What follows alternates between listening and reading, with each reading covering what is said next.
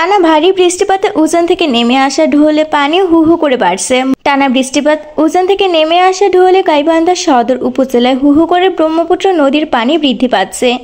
প্রচুর পরিমাণে পানি বৃদ্ধির কারণে 12 নং কামারজান ইউনিয়নের রাধের চরের পূর্ব পাশের পয়েন্টে পানি ছুঁই ছুঁই করছে। এতে করে চরে বসবাস করা যাচ্ছে না, গ্রামীণ রাস্তা তলে গেছে। ফলে উপজেলার বন্যা নিয়ন্ত্রণ বাঁধের পূর্ব পাশে সমস্ত এলাকা বন্যার পানি প্লাবিত। পরিবারগুলো অবস্থান করছেন। কমপক্ষে 20,000 পরিবার পানিবন্দী হয়েছে।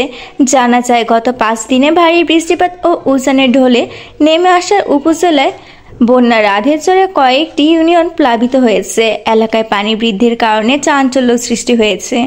এছাড়া ব্রহ্মপুত্র নদীর পাশে থাকা চরগুলোর মধ্যে যেসব বাড়িগুলো রয়েছে, যেমন মোল্লার চর, কুন্দালপাড় চর, রাধের চর, সানন্দবাড়ির চর, 12 নং কামারজান ইউনিয়নে 15টি গ্রাম পানিবন্দী হয়ে পড়েছে।